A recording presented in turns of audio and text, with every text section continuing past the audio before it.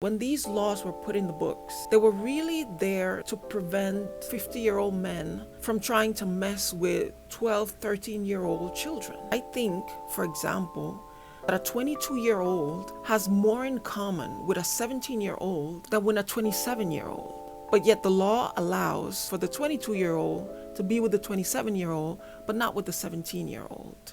I think I wore this exact same top in the last video.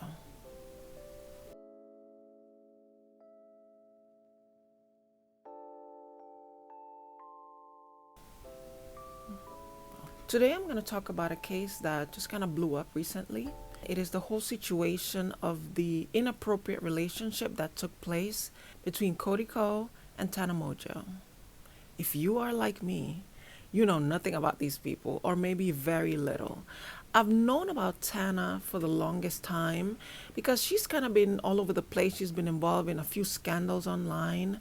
Cody Ko, on the other hand, apparently is also a really big online personality, but I just wasn't acquainted with his stuff. He has a very successful podcast, but he kind of made his name in Vine. Then he moved over to YouTube when Vine ended, and he became famous from doing reactionary videos. And so he's a pretty big deal on the internet. And the internet is all abuzz over the fact that apparently when Cody was 25 years old, he ended up having sexual relations with Tana Mongeau, who at the time was 17 years old, which makes it illegal. The age of consent in the location where this happened was 18 years old, like it is in most places here in the United States. Now, the encounter was consensual between the two of them, but because she was a minor, because she was underage, it is really considered a case of statutory rape. And I have some thoughts about that, and I hope that my thoughts won't offend anybody. I just want to be completely honest with you about what my thoughts are regarding the age of consent and how the rules, even though they're very clear, they can be murky and they sort of don't make a lot of sense. Now let me introduce these two characters. Like I said, Cody started his career online on Vine, which was kind of the TikTok of the old days. And apparently he amassed quite an audience there, a couple million subscribers. But then when that platform ended, he did what a lot of Viners did. They moved on to YouTube. And he started his YouTube channel, which apparently was very successful. And this successful YouTube career has evolved into other careers, including the before mentioned podcast. From what I understand, he's pretty big on the commentary YouTube space. In fact, when I read his Wikipedia, he seems to be considered one of the founders of this category on YouTube, for which I'm very grateful. That's the space I occupy here. He has almost 10 million subscribers here on YouTube, but apparently because of this scandal, he seems to be losing some subscribers by the day. Then there's Tana Mongeau, and I became acquainted with Tana from her storytime videos. Storytime videos, for those of you who don't know, was something that was pretty big in the mid to late 2010s, where people would just sit down and tell stories about things that happened to them. People still do that. I mean, let's not act like that's not happening anymore, but it was really big in the 2010s. And the video that introduced me to Tana was the video that apparently made her into the household name that she is today. And it was a video where she was talking about a stalker that she had in her old school.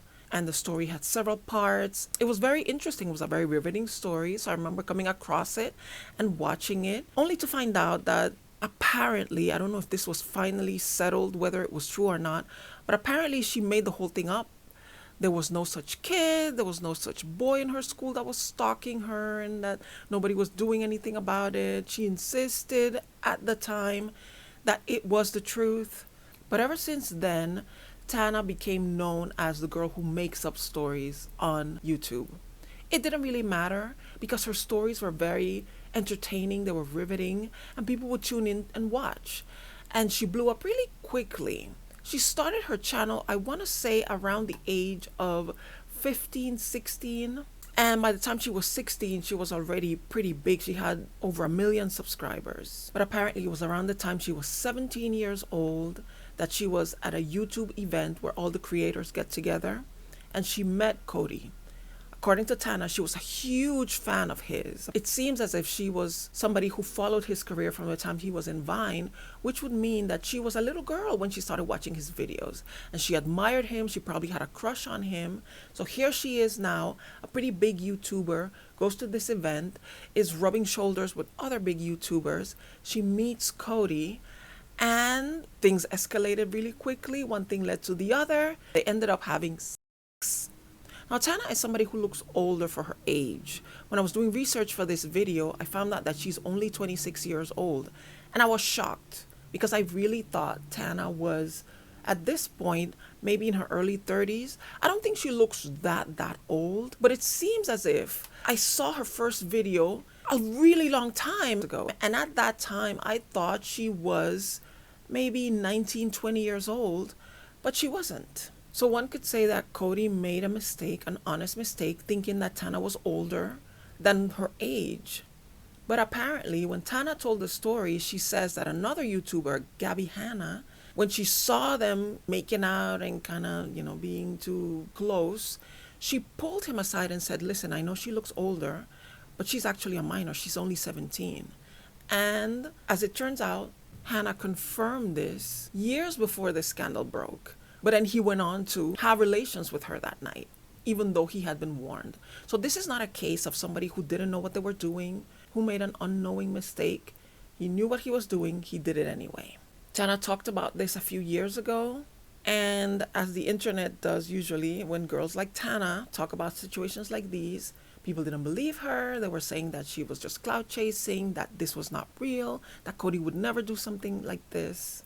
And the fact that Cody has never addressed this has been the point of contention for most of his fans who are now walking away from him. They're saying, if this did not happen, can you please come out and tell us that you did not have relations with a 17-year-old when you were 25?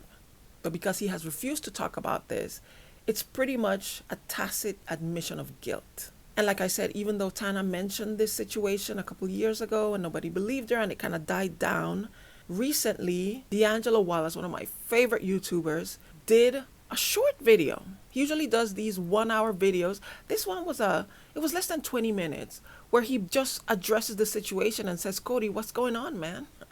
These rumors have been going on for a while and you haven't said anything, which makes you look pretty guilty. So are you going to say something or not? Just the fact that D'Angelo made that brief video brought this story back to the surface.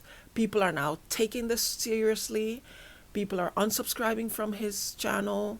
I understand that he has disabled comments in his channel because he's getting so many people asking him about this case. So the story has been reignited. And the reason why I find the story interesting is that it brings up this topic of age of consent, and why I think it's kind of murky. And the strong lines that have been drawn in the sand saying you will not pass from this level can sometimes clash with what I believe is normal human behavior. First of all, I think it is very important for us to have age of consent laws. It is extremely important because there are sick people in this world who will take advantage of children. And we don't want that. Nobody wants that. But let's face it, when these laws were put in the books, they were really there to prevent 30, 40, 50-year-old men from trying to mess with 12, 13-year-old children. A young child cannot consent to have relations with anybody. If a 14-year-old girl cannot consent to have relations with a 20-year-old man or a 30-year-old because she's too immature, she doesn't really understand the full ramifications and the consequences of those actions, why is it okay for her to then go ahead and have the same relations with another 14-year-old who also is incapable of understanding the ramifications of his actions? So if we're trying to save young children from the consequences of their actions at a time when they cannot grasp or maybe even deal with those consequences, why not just outlaw sexual relations for anybody under the age of 18, regardless of who those relations are with? Because we forget, as adults, as grown people, is that teenagers are very sexually curious. And laws are not going to stop them from experimenting and engaging in what their nature wants to do. And if, say, a 16-year-old girl meets a 19-year-old young man and they hit it off and things happen, this consensual encounter could have pretty serious lifetime lasting consequences for the 19-year-old. They could end up not only going to prison, but having to register as offenders for the rest of their lives. I think, for example, that a 22-year-old has more in common with a 17-year-old than with a 27-year-old. But yet the law allows for the 22-year-old to be with the 27-year-old, but not with the 17-year-old. Even though a 22-year-old is not that far removed from the mentality of a 17-year-old. I mean, we already know that a brain doesn't fully mature. The frontal cortex doesn't come to full maturity until the age of 25. Now, there are people who will tell you that that's not a hardcore set in stone rule. That is not like at the age of 25, the frontal cortex is fully developed. Sometimes the frontal cortex develops at 24, 23, sometimes at 26, 27. But it's around the age of 25 when we accept or understand that the part of your brain that makes decisions and understands the consequences of those decisions is not going to be fully formed until around the age of 25. And so to take a 22-year-old and put them in a relationship with a 32-year-old, which is allowed, is less appropriate, in my opinion, than that 22-year-old ending up in a relationship with a 17-year-old or even a 16-year-old. Their lives are not that different. Their brains are not that different. Now, let me make this very clear. In the case of Cody Ko, who at the time was 25, and Tana, who was 17 at the time, I believe that that was inappropriate. Number one, for what we just discussed. At 25, he probably already had a fully formed brain.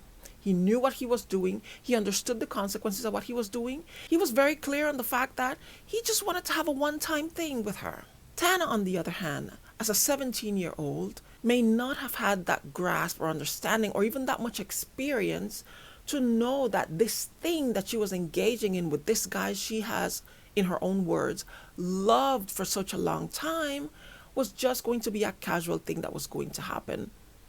And when I listen to the way she talks about it, even though she says that she doesn't consider this a traumatic experience because it was a consensual thing, the fact that she keeps bringing it up and saying it shouldn't have happened. If I have a daughter that is 17, I would absolutely try to dissuade her from engaging in something like this. It would be a problem. It seems to me that Tana, predictably, didn't really see the benefit of this encounter. Her feelings were probably hurt. She thought this was going to be more than what it was. And the fact that Cody was famous, that he was this big, larger-than-life character, that so many young kids grew up watching his videos and idolizing him, just adds another layer of the power dynamic between them that Cody should have been aware of. So I want to make that very clear. When I'm talking about my problems with the age of consent and the hard line in the sand that exists, I am not saying this to defend Cody. What Cody did was wrong. It was not just illegal, but as D'Angelo very rightly said, it was immoral because there was imbalance in the dynamic and he should have known better. And he was also warned not to do it, but he did it anyway. But going back to the point I was making, there definitely have to be these laws that should be enforced, but there also should be some gray areas. Because like I said, people in their very early 20s, I would say from 22 down to 18, to suggest that there is some kind of abuse going on when they engage with 17 or 16-year-olds is very disingenuous. A lot of people that married their high school sweetheart started their relationships when they were very young. Maybe one was 14 and the other one was 16. But then when the 16-year-old turned 18 and the other one was still a minor, what are they supposed to do? Are they supposed to suspend their relationship until the minor gets the age of 18? Of course not. That didn't happen. That's not going to happen. So I do believe that there should be some kind of a murkiness in the law to allow people to just be normal.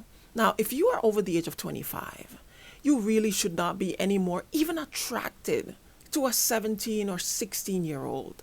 If you get past that threshold of 25, you really have a problem if you're looking back that young.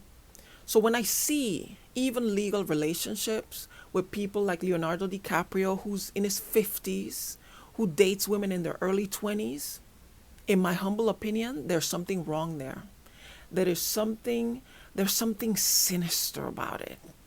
Because if you're a grown man with grown man life experiences, what are you doing with a 22-year-old? What could you possibly have in common? What could she possibly want from you other than the fact that you are a famous actor, that she probably have been watching you since she was in elementary school and is flattered that you would even look at her? And that brings me to what I believe we should look at as imbalanced relationships, that even though they're not illegal, we should normalize looking at them as immoral. I just mentioned the whole Leo DiCaprio thing, that he likes very young girls, and when they turn the age of 25, they kind of graduate from the Leonardo DiCaprio school of relationships, and he upgrades to another younger woman. That is weird. That is weird. And to young girls, when a man that old is only interested in a girl like you, he's not really flattering you and telling you, oh, I think you're so mature for your age. Because if he liked mature women, he would date mature women. He's with you because you are immature, because you're that much younger than him, and you are easier to manipulate. I'm not saying that that's the reason why Leo does it. I don't know this man, but I think we can all agree that these men that are always looking for women in their early 20s when they're in their 40s and 50s, something is off. And it's not about the age gap. Because a woman in her 30s in a relationship with a man in his 60s is completely different. Why? It's the level of maturity, it's the life experiences, it's the breadth of knowledge and understanding of human nature. That is what we're talking about. An age gap that big in your older years is perfectly fine. A little weird, yes, but weird is okay, as long as it doesn't involve an imbalance that is a clear indication that one person is looking to control the other. Another relationship that I think we shouldn't really look to are relationships where there is such a huge imbalance in economic power. When you have somebody who has so much money that is only interested in dating people who have no money, that seems to me like somebody who wants to control the other person. Now, that's not always the case, and I'm giving examples of situations that I find to be a problem when it's chronic, when this is something that I see as a pattern. If you, as a successful person who makes a lot of money, you demand or you are only interested in somebody when they don't have money, that indicates a weakness in your character, an insecurity that you have to be the one to control the money, that you have to be the one with the money, you have to be the one to take care of everything, because you feel that without the ability to take care of all things financially, maybe you're not interested. Why is that? Do you not have a personality? What's your character looking like that a woman would only be interested in you for your money, and that you would welcome that? That's a problem. I remember when watching Real Housewives of New York, that Ramona Singer, who, I mean, all the women in the show are successful in their own right. And Ramona had just gotten a divorce and was a very successful businesswoman. But she was having a hard time finding a man to date, because she said that she one time brought a billionaire, we're talking a billionaire, into her apartment, and he was looking around and he was like, oh, okay, so this costs about what, $10 million? And that turned him off. He didn't want to have anything to do with her after that, because he figured, what can I contribute to her? What can I bring to the relationship if she already has all of this? You're a billionaire. You can put her in a $100 million penthouse. What do you mean? What do you bring to the relationship? But I don't know. I just find that very suspicious. Men who want to make sure that as a woman you have nothing, and these men that don't want their woman to work, even though she could work, even though They don't have children. He still doesn't want her to work because he doesn't want her to be financially independent from him. Look into that. There's more to this.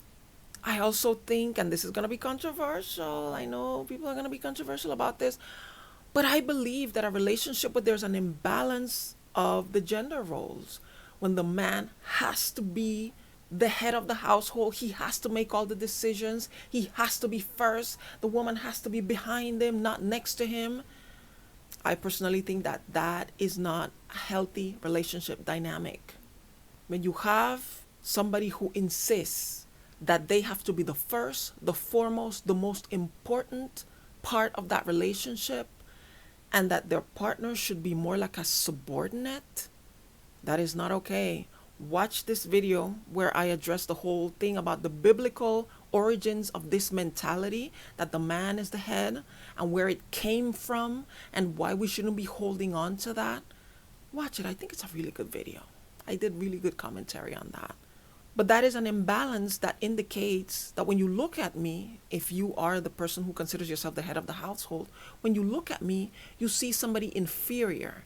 And if you see me as your inferior, I don't think we can have a healthy relationship. I don't think we can have a loving, trusting relationship with each other. If you don't trust me as being somebody who can make good decisions for our family, you look down on me. And if you look down on me, we're not really a couple. And finally, I think along that same vein of the religious gender roles that we have, I do believe that when you have couples where there's an imbalance of sexual experience, I think that's a problem. I believe that when a man believes that in his single years he could be with 100 women, but he demands when it's time to find a wife that she be a virgin, that is so dysfunctional. That is so toxic. If you see yourself as okay having tons of sexual experience, but that a woman with any kind of sexual experience should be discarded, is a throwaway, something is wrong with your sense of perception. Do you see yourself? And if you see yourself as somebody who can't be soiled, but she can be soiled, that means you see her as less than you. I think there is something really sick about that, and we should examine that.